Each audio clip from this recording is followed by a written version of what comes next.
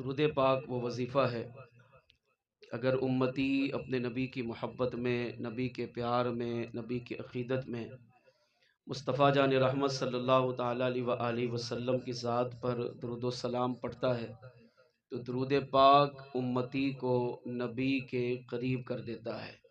درود پاک امتی کو مصطفیٰ جان رحمت صلی اللہ علیہ وسلم کی بارگاہ میں مقبول بنواتا ہے۔ درود پاک امتی کے گناہ بخشواتا ہے۔ درود پاک امتی کی دنیا کو سنوارتا ہے۔ درود پاک امتی کی قبر کو سنوارتا ہے، اور یہی درود پاک قیامت کے دن اگر امتی اپنے برے اعمال کی وجہ سے پھنس بھی گیا، اگر وہ درود و سلام پڑھنے میں سچا ہوگا، کامل ہوگا، تو یہی درود و سلام قیامت کے دن بھی اس کی سفارش کروا کر اسے جنت میں داخل کروائے گا۔ اس بات کو اس روایت سے سمجھیے۔ اللہ تعالیٰ نے سیدنا آدم علیہ السلام کو اپنی شان کے مطابق اپنے دست قدرت سے پیدا کیا۔ جہاں آج کعبۃ اللہ ہے، اس جگہ کی مٹی کو لیا، پھر 40 دن تک اس پر پانی کو برسایا، پھر یہ گھارا بنا، پھر اللہ پاک نے اپنی شان کے مطابق آدم علیہ السلام کے پتلے کو تیار کیا، پھر اپنی طرف سے ایک پاکیزہ روح کو آدم علیہ السلام کے جسم میں داخل فرمایا۔ تفصیلی واقعہ ہے، کئی مرتبہ آپ نے سنا ہوگا۔ آدم علیہ السلام کے بدن میں جب روح داخل ہوئی تو واپس پلٹ آئی، حالانکہ بدن میں داخل روح ہونے کے بعد واپس نہیں آتی۔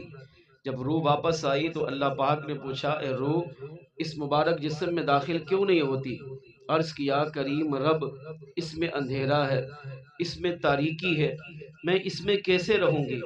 اللہ پاک نے وعدہ فرمایا، تم اس میں داخل ہو جاؤ، اس میں رہو، میں تم سے وعدہ کرتا ہوں کہ جس طرح تمہیں اس بدن میں داخل کر رہا ہوں، ایک دن اسی بدن سے تمہیں نکالوں گا۔ لیکن روح آدم علیہ السلام کے بدن میں داخل ہونے سے انکار کیا۔ عرض کیا، مولا وہاں اندھیرا ہے، وہاں گھبراہٹ ہے، وہاں خوف ہے۔ تو اللہ کریم نے مصطفیٰ جان رحمت صلی اللہ تعالیٰ علیہ وآلہ وسلم کے اس مبارک نور، اس مقدس نور کو حکم دیا، جس نور کو اللہ نے ساری کائنات بننے سے پہلے اپنے خاص نور کے فیضان سے پیدا کیا۔ اے نور محمدی، آپ آدم علیہ السلام کے بدن میں داخل ہوں۔ اب وہ نور آدم علیہ السلام کے بدن میں داخل ہوا تو آدم علیہ السلام کا مبارک بدن اندر سے چمکنے لگا۔ اب اللہ پاک نے روح سے کہا، اب داخل ہو۔ اب روح نے آدم علیہ السلام کے بدن میں جب جھانک کر دیکھا تو اب اندر نور ہی نور تھا، اندر روشنی ہی روشنی تھی۔ آدم علیہ السلام کا مبارک بدن اندر سے چمک رہا تھا۔ اب روح بغیر اعتراض کیے، بغیر انکار کیے آدم علیہ السلام کے مبارک جسم میں داخل ہو گئی۔ وہی نور مصطفیٰ جب آدم علیہ السلام کے مبارک پیشانی میں چمکا اور اسی کا اثر آدم علیہ السلام کے انگوٹھے میں آیا تو آدم علیہ السلام نے اس کو محبت سے چوما، آنکھوں سے لگایا۔ پھر اللہ پاک نے آدم علیہ السلام کو جنت میں داخل کیا۔ آدم علیہ السلام ایک دن جنت میں آرام کر رہے ہیں۔ جب آدم علیہ السلام سو رہے تھے، اللہ پاک نے ان کی بائیں پسلی سے کائنات کی سب سے پہلی ماں اماں حوا کو پیدا کیا۔ جب آدم علیہ السلام بیدار ہوئے، اپنے قریب دیکھا کہ ایک عورت بیٹھی ہے۔ آپ نے ارادہ کیا کہ میں اپنا ہاتھ بڑھا کر اسے چھوں، کیونکہ اصول یہ ہے، الجنس یمیل الی الجنس، ایک جنس دوسری جنس کی طرف مائل ہوتی ہے۔ آدم علیہ السلام کائنات کے پہلے ابو البشر ہیں، پہلے انسان ہے۔ اماں حوا کائنات کی پہلی ماں ہے۔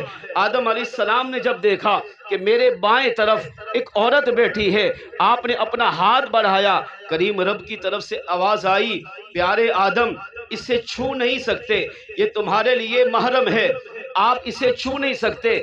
اس کے چھونے کا طریقہ یہ ہے کہ کہ پہلے اس سے نکاح کرو، یہ تمہارے نکاح میں آئے گی، تمہاری زوجہ بنے گی، پھر اگر انہیں چھونا چاہو گے تو چھو سکو گے۔ آدم علیہ السلام کا نکاح اللہ کریم نے فرشتوں کی موجودگی میں اپنی شان کے مطابق جنت میں پڑھایا۔ اب اماں حوا آدم علیہ السلام کی زوجہ بن گئی، اب آدم علیہ السلام کو چھونے کا حق حاصل ہو گیا۔ جب آدم علیہ السلام نے اب نکاح ہونے کے بعد بھی جب چھونے کا ارادہ کیا تو اللہ کریم نے ارشاد فرمایا، پیارے آدم آپ اب بھی ان کو نہیں چھو سکتے۔ عرض کیا مولا وہ کیوں؟ اب تو نکاح ہو چکا ہے، اب یہ میری زوجہ ہے، میری منکوہ ہے، میں انہیں چھو سکتا ہوں۔ اللہ کریم نے ارشاد فرمایا، پیارے آدم پہلے ان کا حق مہر ادا کرو۔ اب آج آپ بھی جانتے ہیں جب کوئی مرد کسی عورت سے نکاح کرتا ہے، شادی کے بعد حق مہر پہلے ہی لکھا جاتا ہے، پہلے طے کیا جاتا ہے۔ اور حق مہر کس کا حق ہے؟ عورت کا حق ہے۔ اگر عورت نے نکاح کیا، مرد نے نکاح کیا، مرد پر لازم ہے عورت کو حق مہر ادا کرے۔ اگر زیادہ لکھوایا ہے تو اگر عورت چاہے معاف بھی کر سکتی ہے، مگر شریعت نے جو حق مہر مقرر کیا وہ عورت کا حق ہے، مرد پر لازم ہے عورت کو ادا کرے۔ اگر بیوی کو ادا نہیں کرتا یہ شوہر گناہگار ہوگا۔ اب یہاں پر دیکھیں آدم علیہ السلام کا نکاح اماں حوا سے کریم رب نے اپنی شان کے مطابق پڑھایا۔ آدم علیہ السلام نے جب چھونے کا ارادہ کیا اللہ پاک نے ارشاد فرمایا پہلے ان کا حق مہر ادا کرو۔ عرض کیا مولا ان کا حق مہر کیا ہے؟ آدم علیہ السلام کو کریم رب نے ارشاد فرمایا، پیارے آدم ان کا حق مہر یہ ہے کہ میرے محبوب محمد مصطفیٰ احمد مجتبیٰ صلی اللہ علیہ وسلم کی مبارک ذات پر 20 مرتبہ درود و سلام پڑھو۔ آدم علیہ السلام نے جنت میں وہیں بیٹھے بیٹھے اگرچہ نکاح ہو چکا ہے، اماں حوا آپ کی زوجہ بن چکی ہے، مگر چھونے سے منع کیا جا رہا ہے۔ اب آدم علیہ السلام نے مصطفیٰ جان رحمت پر درود و سلام پڑھا۔ جب 20 مرتبہ درود و سلام پڑھ چکے اب اللہ نے فرمایا، پیارے آدم تم نے میرے محبوب کی ذات پر 20 مرتبہ درود و سلام پڑھ کر ان کا حق مہر ادا کر دیا ہے۔ اب پیارے آدم آپ کی یہ منکوہ ہے، آپ کی زوجہ ہے، آپ چھو سکتے ہیں۔ آدم علیہ السلام اب ان کے اماں حوا کو نکاح میں لیا۔ آدم علیہ السلام نے 20 مرتبہ درود و سلام پڑھا۔ امام رازی نے تفسیر کبیر میں بڑی کمال کی بات لکھی ہے۔ آپ فرماتے ہیں لوگوں ہمارا قانون یہ ہے، اللہ کا دین یہ ہے، اسلام یہ کہتا ہے کہ جب عورت مرد آپس میں نکاح کریں، مرد حق مہر ادا کرتا ہے۔ حق مہر کس کو دیا جاتا ہے؟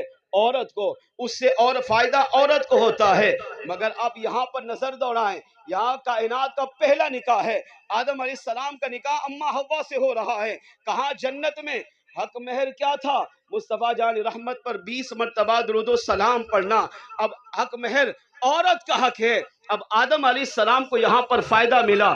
آدم علیہ السلام کے نکاح میں اماں حوا آ گئی۔ اماں حوا کائنات کی پہلی بیوی بنی، اماں حوا کائنات کی پہلی ماں بنی۔ اماں حوا کا نکاح آدم علیہ السلام سے جنت میں ہوا۔ کریم رب نے اپنی شان کے مطابق پڑھا۔ اب ہونا یہ چاہیے کہ حق مہر عورت کو ملنا چاہیے، حق مہر عورت کا حق ہے، اس کا فائدہ عورت کو ہونا چاہیے، اور یہاں پر فائدہ آدم علیہ السلام کو مل رہے ہیں۔ تو علماء نے کہا نا یہ درود و سلام ہے کن پر پڑھا جا رہا ہے؟ مصطفیٰ جان رحمت کی ذات پر۔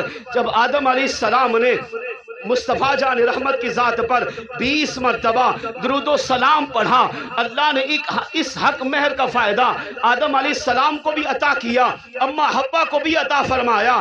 آدم علیہ السلام کو فائدہ یہ ملا کہ اماں حوا ان کی زوجہ بن گئی، ان کی منکوہہ بن گئی، ان کے نکاح میں آئی، کائنات کی پہلی ماں بن گئی۔ لیکن اماں حوا کو فائدہ کیا ملا؟ امام رازی کہتے ہیں اماں حوا کو فائدہ یہ ملا کہ جب آدم علیہ السلام نے اماں حوا سے صحبت کی تو کریم رب نے مصطفیٰ جان رحمت کی ذات پر درود و سلام پڑھنے کی برکت سے وہ نور مصطفیٰ جس کو اللہ نے سب سے پہلے پیدا کیا تھا، وہ نور مصطفیٰ جو آدم علیہ السلام کی پیشانی میں چمک رہا تھا، اسی نور مصطفیٰ کو حق حق مہر کے انعام کے طور پر اللہ کریم نے آدم علیہ السلام کی مبارک پشت سے نکال کر اماں حوا کے بطن اقدس میں عطا فرمایا اور اماں حوا کو کائنات کی پہلی ماں بننے کا شرف عطا فرمایا۔ حق مہر عورت کا ہوتا ہے، حق مہر عورت کو دیا جاتا ہے، فائدہ عورت کو پہنچتا ہے، مگر یہاں پر فائدہ میاں بیوی دونوں کو اللہ نے عطا کیا۔ کہا آدم علیہ السلام کا فائدہ یہ کہ ان کا نکاح اماں حوا سے ہوا ہے، وہ کائنات کی پہلی زوجہ ہے، کائنات کی پہلی منقوہ ہے، کائنات کی پہلی وہ ماں ہے جس کا نکاح آدم علیہ السلام سے ہو رہا ہے، مگر اللہ کریم نے اماں حوا کو یہ شان عطا کی ہے کہ اسی نور مصطفیٰ کو اماں حوا کے بطن اقدس میں داخل فرمایا، اماں حوا کے ظاہر باطن کو بھی چمکایا ہے اور اماں حوا کو کائنات کی سب سے پہلی ماں بننے کا بھی شرف عطا فرمایا۔